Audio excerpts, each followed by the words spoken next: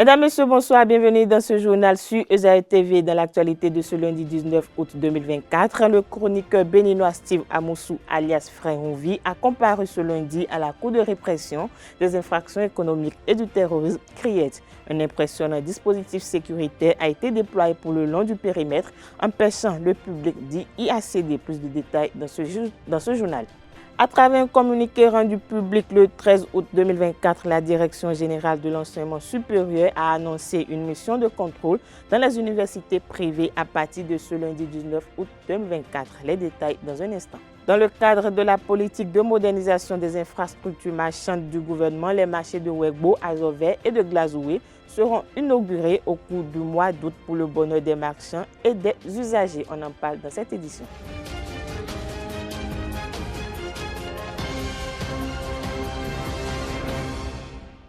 Bienvenue dans cette édition. Si vous nous rejoignez, Steve Amoussou, alias Frère Onvi, a été présenté au procureur de la République près la Cour de répression des infractions économiques et du terrorisme CRIET ce lundi 19 août 2024. La sécurité a été renforcée autour de l'institution très tôt ce lundi matin. On note également la présence de plusieurs députés du Parti Les Démocrates et d'autres partis de l'opposition également. Quentin Amoussou nous fait le point. Comme annoncé, Steve Amoussou alias Frère Onvi a été présenté au procureur spécial de la Cour de répression des infractions économiques et de terrorisme CRIET ce matin. Déjà dans les alentours de cette juridiction, la sécurité a été renforcée sur tous les lieux. Plusieurs membres de l'opposition ont été aperçus pour apporter leur soutien à ce chroniqueur dont le nom est sur tous les lèvres depuis quelques semaines au Bénin. Il est connu pour ses chroniques acerbes à l'endroit du gouvernement de Patrice Talon. Depuis son arrestation à Lomé au Togo, des voix ne cessent de s'élever pour dénoncer les conditions dans lesquelles il a été mis aux arrêts. Lors d'une conférence de presse organisée ce dimanche au siège du parti Les Démocrates, les principales formations politiques d'opposition se sont prononcées sur cette actualité. Ils ont notamment condamné la façon dont le chroniqueur a été ramené au Bénin. Je l'annonçais à l'entame de cette édition, le directeur général de l'enseignement supérieur, le professeur Issaka Youssao Abdou Karim, à travers une note de service en date du mardi 13 août 2024, porte à l'attention des promoteurs de tous les établissements privés qu'une équipe de la DGS effectuera à partir de ce lundi 19 août 2024 une descente dans les écoles privées. Cette descente s'inscrit dans le cadre de la collecte de données et des contrôles de routine visant à suivre l'évolution des activités pédagogiques dans ces établissements privés d'enseignement supérieur. À cette fin, le directeur général de l'enseignement supérieur invite les propriétaires d'établissements concernés à prendre les mesures nécessaires pour faciliter la mission des équipes. Parlons santé dans cette édition. Le Bénin, à l'instar des autres pays du monde, célèbre chaque 20 août la journée mondiale du moustique. À cet effet, le thème de l'édition 2024, accélérer la lutte contre le paludisme pour un monde plus efficace. Pour cette édition 2024, le Centre de recherche entomologique de Cotonou a ouvert les portes de ses laboratoires aux professionnels des médias pour une série d'entretiens et d'immersions. Le reportage avec Francis Fahami. Nous sommes au centre de recherche entomologique de Cotonou et sont réunis ici des professionnels des médias. L'objectif de cette journée d'immersion, s'informer pour mieux informer. Mieux s'informer de ce qui se fait et mieux s'imprégner des activités que nous menons dans le cadre de la lutte contre les moustiques, contre les vecteurs de maladies, et notamment Anopheles gambier, afin de mieux informer les populations pour qu'elles puissent se préparer à pouvoir lutter contre les maladies avec des gestes simples. Au cours de cette journée, les professionnels des médias ont non seulement parcouru les infrastructures médicales dont dispose le centre, mais se sont également entretenus avec ces professionnels. Une initiative qu'apprécient ses partenaires. Merci encore une fois, très humblement, pour l'opportunité que vous nous offrez de venir voir un peu tout ce que vous faites, mais aussi de mettre en lumière le formidable travail que le CREC accomplit. C'était l'occasion pour le CREC d'énoncer quelques actions qu'elle mène en faveur de la lutte contre le paludisme au Bénin. Quand le programme distribue les moustiquaires, le CREC ne reste pas à l'écart. Les moustiquaires coûtent très cher. C'est des millions que nous distribuons chaque année. Ça coûte des milliards. On ne peut pas déposer des milliards, des millions de moustiquaires sur le terrain sans aller voir ce que ces moustiquaires deviennent. Et c'est là le contrôle que le CREC fait. Il faut le noter, le thème de l'édition 2024 de la Journée mondiale du moustique est intitulé « Accélérer la lutte contre le paludisme pour un monde plus efficace ». Parlons infrastructure marchande à présent. Le gouvernement béninois poursuit avec la mise en service des marchés urbains et régionaux répondant aux normes et standards internationaux. Selon les informations recoupées, les nouveaux marchés de Wegbo dans la commune de Tofo, de Azové, commune d'Aploahoui, et celui de Glazoué, commune du département des Collines, seront inaugurés respectivement les 20, 24 et 28 août 2024. Il est à noter que le programme d'action du gouvernement prévoit au total la construction de 35 marchés urbains et régionaux. La construction des marchés est divisée en deux phases, soit 20 marchés pour la première et 15 pour la deuxième. À travers la construction de ces infrastructures marchandes, le gouvernement béninois dote les femmes et les hommes des marchés d'un cadre aéré et sécurisé. Parlons société dans cette édition. Quand on connaît tout ce qui entoure les responsabilités, les devoirs et les charges du couple, serait-il encore sage de nos jours de vouloir investir énormément dans un mariage et au-delà de toute logique, des normes sommes tout juste le temps d'une célébration. Le mariage est aujourd'hui une affaire d'argent. À la question de savoir si le mariage pompeux est une preuve d'amour ou de l'exhibition, quelques citoyens de la ville de Cotonou ont livré leurs opinions sur la question au micro de Francis Fahami. D'abord, on va au mariage à cause de quoi? D'une preuve d'amour. Si on ne s'aime pas, on ne va pas se marier. On se marie parce qu'il y a d'abord preuve d'amour. C'est le matu-vu. Un mariage, ça n'a pas besoin de bruit. Il suffit que les deux là, vous vous aimez, c'est tout. Pour faire le mariage, il faut au moins certaines organisations, il faut au moins corroborer un peu la fête.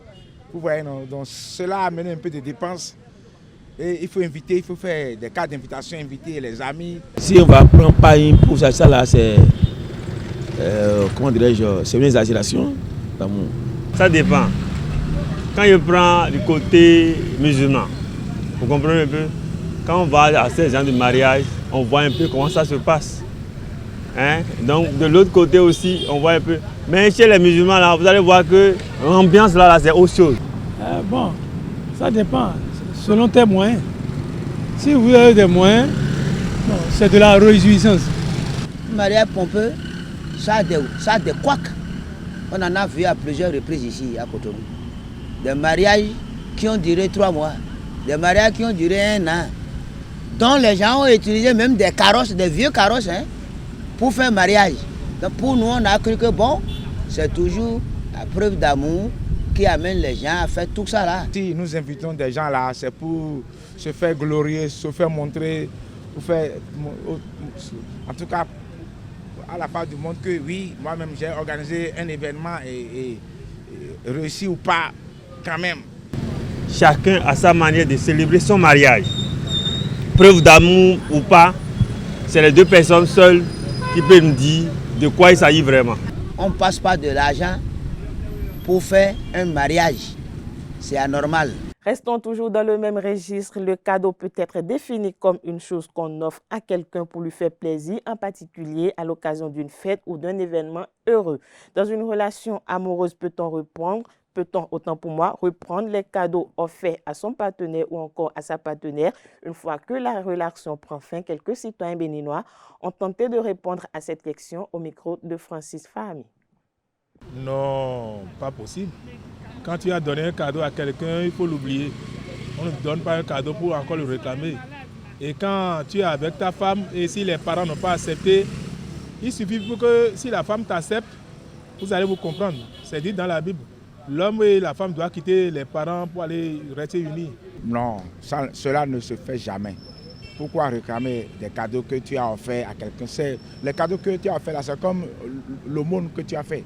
C'est comme l'aumône. Donc tu ne peux pas faire l'aumône et aller demander à celui à qui tu as donné la chose de te ramener ça. C'est pas bien. Lorsque vous avez une copine ou une amie, etc., quel que soit ce que vous lui avez offert pendant que vous étiez ensemble, vous n'avez plus le droit de réclamer ce que vous lui avez offert. Moi-même, j'ai entendu, je n'ai jamais vu ça, mais j'ai entendu ça plusieurs fois de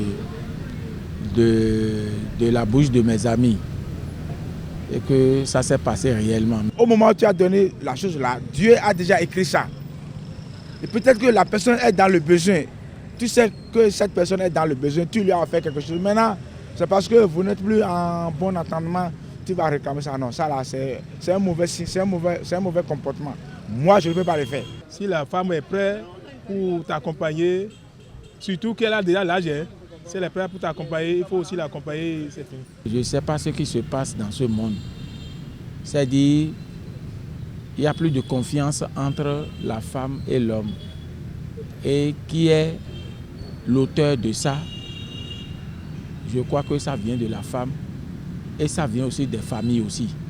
Parce qu'il y a certaines familles, si tu vas aller chercher leur fille, dans toute ta vie, tu auras de problèmes.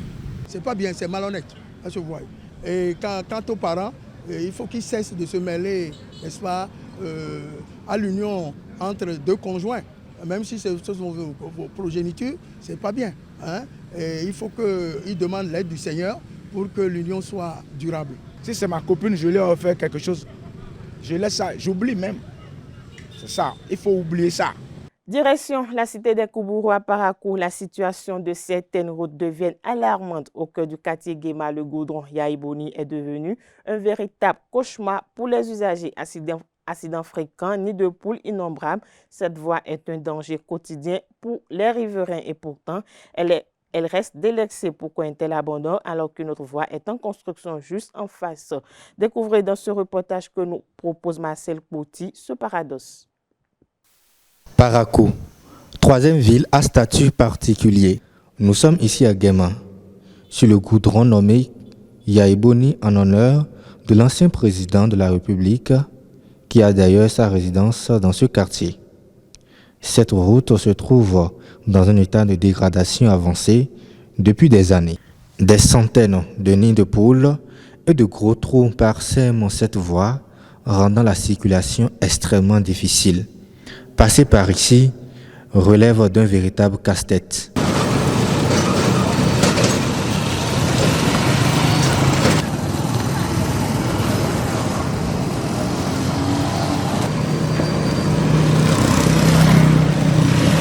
Les accidents y sont fréquents, surtout la nuit, lorsque les nids de poules deviennent impossibles à éviter. Les riverains SCD appellent les autorités municipales à intervenir d'urgence afin de réparer cette voie devenue dangereuse. C'est un calvaire. C'est un calvaire qu'on ne peut pas expliquer, dire, ni donner un identifiant ou un nom. C'est pas du tout la peine. Parce que la voie de Yaïboni, là, sincèrement, ce qui se passe, là-dessus, on ne peut même pas dire. Des accidents, n'importe comment. Banalement, des gens peuvent en perdre la vie.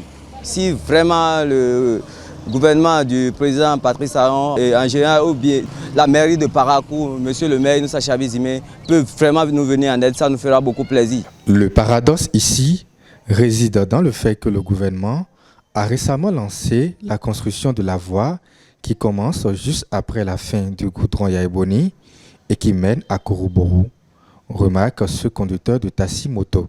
On est en train de constater avec joie que la voie qui quitte fin goudron Yaïboni et qui joint Kouroubourou est en train d'être réparée. Ils sont en train de faire un grand boulot ici. Ils veulent, apparemment, c'est le pavé, ils veulent l'installer là. Vraiment, s'ils arrivent à faire ça, ça sera un grand soulagement. Mais par rapport à la voie Carrefour Vita Plus au fin goudron Yaïboni, vraiment c'est très triste. C'est triste. Même un étranger qui vient aujourd'hui à Parakou, on a honte de prendre pas ce tronçon avec lui. Histoire de ne pas constater que Parakou n'est pas bien réparé. Combien de temps les habitants de Guéma devront-ils attendre pour que leur quartier ne soit plus laissé pour compte? Les réponses tardent, tout comme les travaux tant attendus. À de nos frontières, le Ghana a procédé ce lundi 19 août 2024 au lancement officiel d'un méga-projet contesté de centre pétrolier, un complexe à 60 milliards de dollars qui devrait permettre au pays d'avoir la plus grosse raffinerie de pétrole du continent, raffinée jusqu'à 900 000 barils par jour. C'est la promesse faite par le gouvernement grâce à la Petroleum Hub Development Corporation. Un taux qui s'y atteint placera le Ghana parmi les plus gros raffineurs de pétrole du continent. Une aubaine pour le Ghana qui dépend énormément des importations de produits pétroliers raffinés comme le carburant. Il est à préciser que 3 phases de construction sont prévues durant 12 ans avec à chaque fois une nouvelle raffinerie terminée. La première phase lancée officiellement ce lundi coûtera 12 milliards de dollars. Elle ne commencera réellement qu'en septembre prochain avec le défrichement du terrain et l'installation de canalisation. Du Ghana direction la Turquie où un accord a été signé ce dimanche 18 août avec la Somalie pour l'exploration des fonds marins. Les deux pays visent l'exploitation des ressources en gaz et en pétrole des côtes somaliennes. Ankara va envoyer dans les prochaines semaines l'Olus Reis au large de la Somalie. Il s'agit d'un navire de recherche sismique de 86 mètres de long qui porte le nom d'un célèbre corsaire turc. Le bateau massif peint aux couleurs du drapeau turc ne laisse aucun doute sur son importance stratégique. Il a déjà servi à explorer les fonds marins dans les eaux disputées de la Méditerranée au large de la Grèce et en mer Noire. Les réserves inexploitées de gaz et de pétrole au large de la Somalie sont estimées à 30 milliards de barils, une manne sur laquelle Mogadiscio compte pour financer son développement. Sport dans cette édition pour boucler, aussi appelé ping-pong. Le tennis de table est un sport de raquette opposant 2 ou 4 joueurs autour d'une table. Le tennis de table est une activité de loisir, mais c'est également un sport olympique depuis 1988. Dans ce nouveau numéro de Disco Sport, Leandro Kodo Toafodé nous emmène à la découverte de la tennis de la petite balle verte. Suivons ensemble. Le tennis est un sport de raquette qui se joue sur un court rectangulaire divisé en 2 moitiés par un filet. Le but du jeu est de faire rebondir une balle de tennis de l'autre côté du filet dans le camp adverse en faisant de sorte que l'adversaire ne puisse pas la renvoyer. Le tennis se joue en simple, un joueur contre un joueur, ou en double, 2 joueurs contre 2 joueurs. Les règles du tennis sont régies par la Fédération internationale de tennis, ITF, et diffèrent légèrement en fonction du type de match simple ou double. Voici quelques règles de base du tennis. 1.